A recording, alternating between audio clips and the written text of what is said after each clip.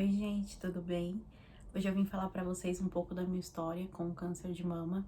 Tudo desde a minha descoberta, como eu me senti, todo o processo do diagnóstico até eu fechar esse diagnóstico. Então, se você quer saber um pouquinho mais sobre a minha história, fica aqui comigo. Eu tenho as minhas próteses de silicone há mais ou menos uns 7, 8 anos que eu coloquei já. Atualmente eu tô com 27 anos de idade, né? E como todo exame, assim, de rotina, com consultas ginecológicas e tudo, eu sempre fazia os exames de ultrassom de mama, né? E numa dessas consultas ginecológicas, eu fui até o médico e tal, e ele me pediu todos esses exames, como é sempre feito, né? Nessa consulta, eu liguei para agendar e tal o ultrassom da mama. E nesse meio tempo, da consulta minha com o médico até o dia do exame, eu consegui sentir um nódulo na lateral do meu seio direito, né? E fui fazer o ultrassom já ciente desse nódulo e tudo. Cheguei lá no dia do ultrassom, falei assim pra moça, eu tenho. Ela perguntou se havia, né, ela perguntou se havia alguma queixa. Eu falei pra ela, olha, tá acontecendo isso, isso e isso. Eu senti um nódulo na minha lateral do seio direito e tal. E ela fez o ultrassom e tudo. E também eu havia sentido um nódulo, um pequeno, né? Ele era minúsculo, pequenininho, na minha cicatriz do silicone. Ela fez o ultrassom e falou, olha, realmente tem um nódulo aí, mas não é nada preocupante, não me parece, né, ser nada preocupante e tudo. Esse outro nódulo embaixo, né, na sua cicatriz, é um nódulo que a gente chama ele de nódulo cicatricial, por conta da cicatriz do silicone e tal. Aí eu falei assim pra ela, tem coisa errada, não é um nódulo cicatricial, porque eu tenho minha prótese há 7 anos. Isso daí nunca teve aqui embaixo, né? Nunca senti esse nódulo, principalmente esse da cicatriz. Esse tudo bem, que tava na lateral, eu entendi. Mas o outro não tinha, nunca existiu ele, né? Bom, aí ela falou assim, tá bom, então fez ultrassom, tudo lá. Falou assim, agora você pega o ultrassom e manda pro seu médico, pro seu ginecologista, e ele vai te dar as outras coordenadas. Ok. Aí fui, fiz o ultrassom, né? Saiu o resultado como BRADS 4, eu acho. Eu não me recordo bem. Mas saiu assim com uma alteraçãozinha. Eu acho que foi BRADS 3, ela laudou. Mandei para o meu ginecologista, ele falou assim: olha, realmente deu uma alteração, eu vou te encaminhar para um mastologista e você faz todos os exames e retorna aqui. Ok. Aí fui, fiz todos os exames e tal. Aí ele me encaminhou para o mastologista, né? O meu mastologista, eu liguei lá pra agendar e ele tava com a agenda assim, cheia, muito cheia. E nesse ultrassom que eu fiz, esse primeiro ultrassom, ele deu uma alteração na axila também. Então, eu sei, né? A gente nunca deve pesquisar nada na internet. Mas, gente, eu sou extremamente teimosa e ansiosa. Então, o que que eu fiz? Pesquisei na internet, porque a alteração maior tinha dado um pouquinho na axila, né? E aí eu pesquisei na internet e eu lembro que isso me deixou louca, arrasada, triste. Eu chorava demais. Eu chorei muito nesse dia. E aí o meu marido até me ligou e aí a gente começou a conversar e eu só sabia chorar. E eu tava pra pegar plantão já lá na clínica. Pra quem não sabe, eu sou técnica de enfermagem. Então eu tava entrando no plantão e eu tinha acabado de fazer o exame e ia pegar plantão. E eu só sabia chorar, porque eu fiquei extremamente arrasada, porque eu não esperava, assim, a axila, né? Não imaginava que poderia ser algo, né? Não conseguia entender o porquê de estar vivendo tudo aquilo ali ainda.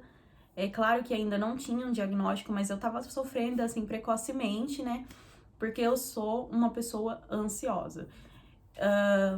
E aí eu liguei pro meu ginecologista, ele me encaminhou para o mastologista, né? Eu tentei agendar com esse mastologista que ele me indicou, só que a agenda dele estava extremamente cheia, muito cheia. E aí eu pesquisei na internet e isso me deixou louca. E aí eu falei, não, eu preciso de um mastologista para ontem, né? Eu preciso passar nisso o quanto antes, eu não consigo esperar, né? E aí foi aonde eu consegui indicação de um mastologista, que é referência aqui em Campinas. Ele me atendeu, encaixou eu lá, e aí eu fui. Cheguei lá e ele avaliou, né? E falou assim: olha, é muito comum acontecer por conta da sua prótese e tal. E falou um monte de coisa, assim, e eu tava assim, em outra dimensão, porque eu não conseguia entender tudo aquilo, sabe? Então, ele falou que pra mim era muito comum acontecer, que era muito comum acontecer e tudo, explicou, examinou, apalpou tudo. E aí ele me receitou uma medicação, um anti-inflamatório, e pra mim tomar ele por 7 dias e pra mim repetir o exame em um médico de confiança dele, que era o outro ultrassom. E aí sim eu fiz, tomei os remédios por todos esses dias que ele me pediu, por 7 dias, né? E fui repetir o exame. Onde eu fui repetir o exame, eu lembro que eu fui tarde da noite, assim, ele conseguiu um encaixe pra mim 7 horas e era 9h30 da noite, eu ainda tava por lá. Ele foi me atender esse horário. Aí tá, ele fez ultrassom, tudo, um médico excelente que fez o meu ultrassom. Ele viu mesmo viu o nódulo da cicatriz e tudo. E aí ele falou que não era nada preocupante, que parecia ser um nódulo gorduroso, devido à mama ser muito densa, né? Então, poderia ser um nódulo gorduroso e esse da cicatriz era um nódulo cicatricial. Mas assim, ele falou que na hora que ele rodava o transdutor em cima, assim, ele sumia, então não era um nódulo. Ah, tudo bem. Ele laudou meu exame como 2. Eu sei que ele laudou um BIREDS a menos do que o meu primeiro exame. E isso acabou me deixando muito, muito, muito tranquila e extremamente tranquila, assim. Porque era um médico de referência, né, que me indicaram. Ele é muito famoso aqui. Então, tipo, isso me deixou, assim, de coração tranquilo. E aí eu fiquei, né? E eu acho que eu levei, assim, por mais um mês, mais ou menos. E uma amiga minha vivenciou tudo isso, passou por tudo isso. E ela falou assim pra mim: Mari, você foi ver o negócio do seu seio? Do nódulo do seu seio? Porque eu havia comentado com ela.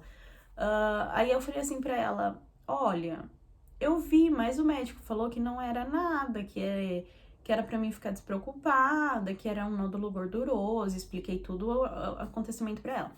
Ela falou assim: olha, aconteceu isso comigo.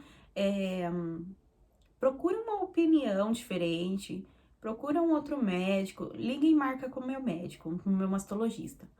E aí eu falei: então me passa o contato que eu vou marcar. E por coincidência, ela me passou o contato dele, e o contato dele, ele era o mesmo mastologista que o meu ginecologista havia me encaminhado naquela época.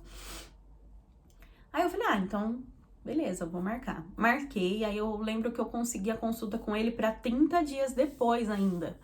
E aí eu comecei a ficar ansiosa, nervosa. E nesse meio tempo, o meu seio, ele foi piorando, ele foi inchando cada vez mais.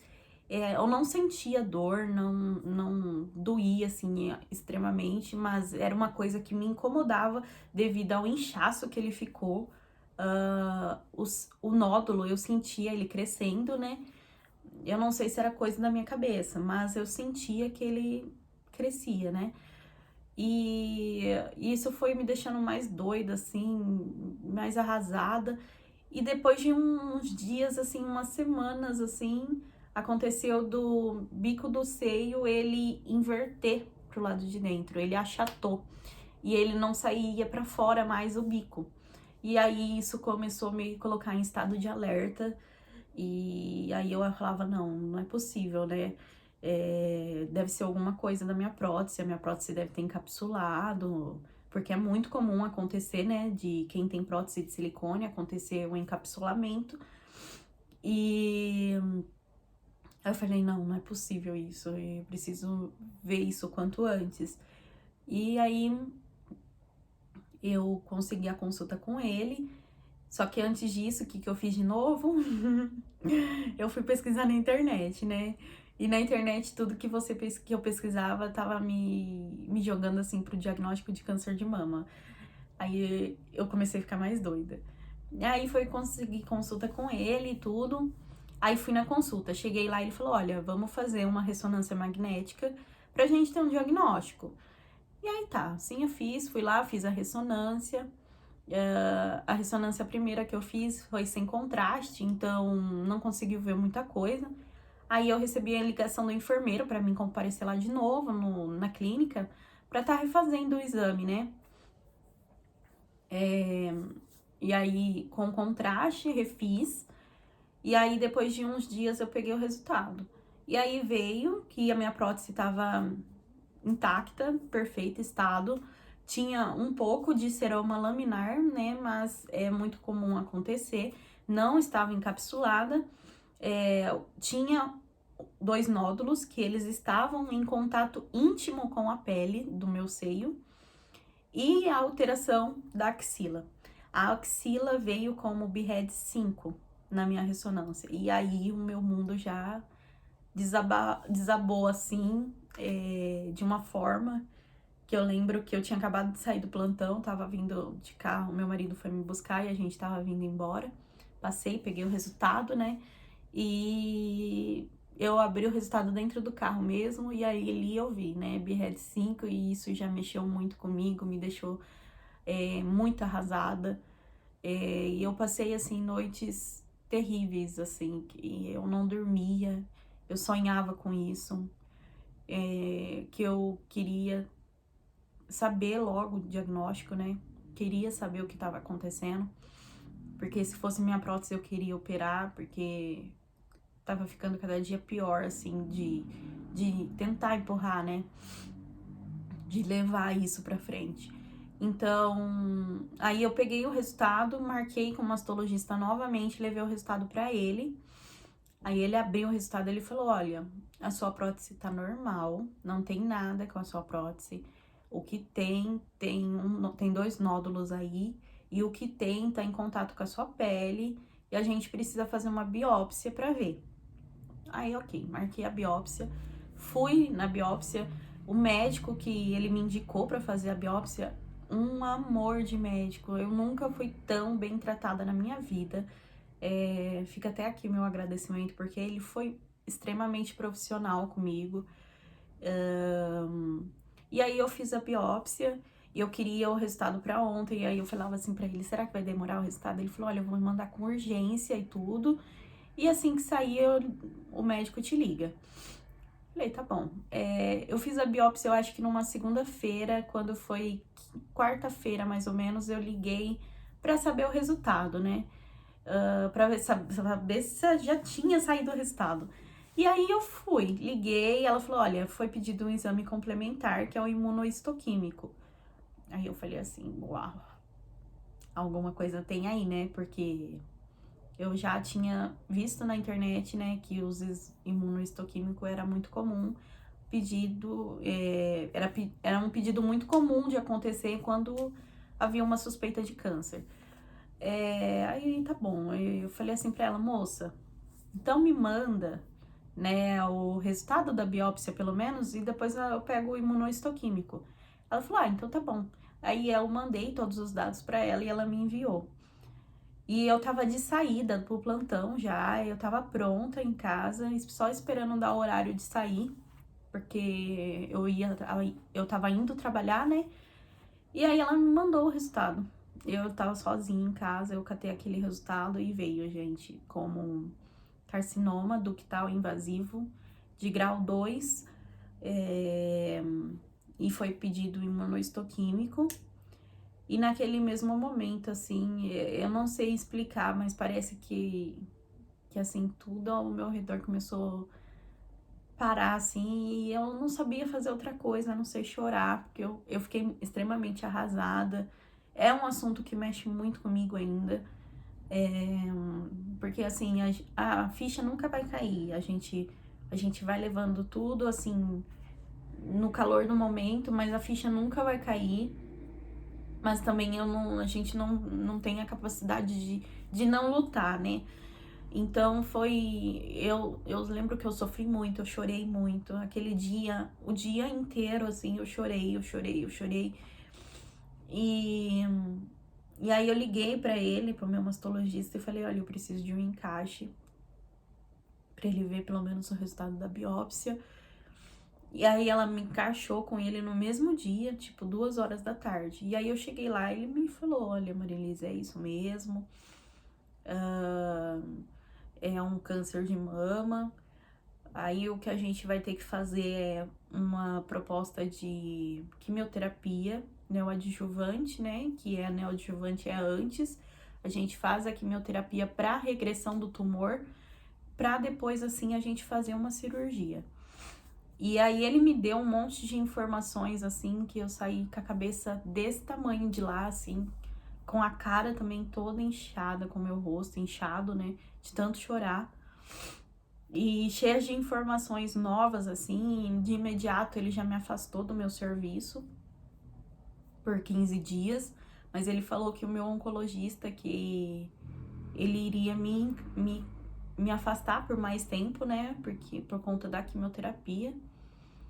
E aí ele me falou que eu deveria fazer congelamento de óvulos, que poderia prejudicar minha fertilidade e um monte de coisa, mas isso é assunto que eu vou deixar para os próximos vídeos aqui do canal. E aí eu só sabia chorar. E eu saí de lá muito arrasada, chorando muito, eu chorei muito, muito, muito. E aí contei pro meu marido e foi assim, o dia mais triste da nossa vida, foi muito sofrido, e eu chorei tudo que eu tinha para chorar naquela noite. E aí eu decidi, assim, que aquilo não iria acabar comigo, que eu iria, assim, lutar e que eu ia bater de frente com isso, eu ia bater no meu peito e falar, isso daqui não vai acabar comigo. Então eu chorei tudo que eu tinha para chorar naquele dia ali e falei, entreguei para Deus, falei, olha, eu não quero ficar chorando por isso, eu preciso de força nesse momento, né? E aí no outro dia eu sei que eu acordei bem disposta, assim, para lutar, e foi tudo muito rápido. E agora, gente, eu já tô tratando, né? Vai fazer. Eu comecei em abril as químios, a gente já tá em julho, já são 4 meses, né, de tratamento que eu tô fazendo, de quimioterapia. Atualmente eu estou nas químios brancas, né, já passei pela fase vermelha, que foi a pior fase, mas assim, tudo essas informações eu vou deixar aqui em outros vídeos que eu vou postar aqui no canal sobre. E aí, por enquanto, tá sendo assim. Agora, no mês que vem, em agosto, eu faço o último mês de quimioterapia, que tá previsto para acabar. E aí, repito os exames para ver se a evolução dele, né, se ele regrediu. E para o próximo mês, em setembro, fazer a cirurgia. Mas é isso, gente. Qualquer informação que vocês, qualquer dúvida, qualquer informação que vocês precisarem, pode estar deixando aqui no aqui na caixinha de perguntas, que eu vou estar respondendo. Tem mais assuntos sobre isso no canal, e aí são assuntos para os próximos vídeos, tá bom? Mas de momento eu queria deixar essa minha história com vocês. dividir a minha história com vocês, porque eu me senti carente dessas informações na internet, né? Eu amo acompanhar sobre tudo isso e amo acompanhar, assim, qualquer coisa, assim, sobre esse assunto, né, atualmente.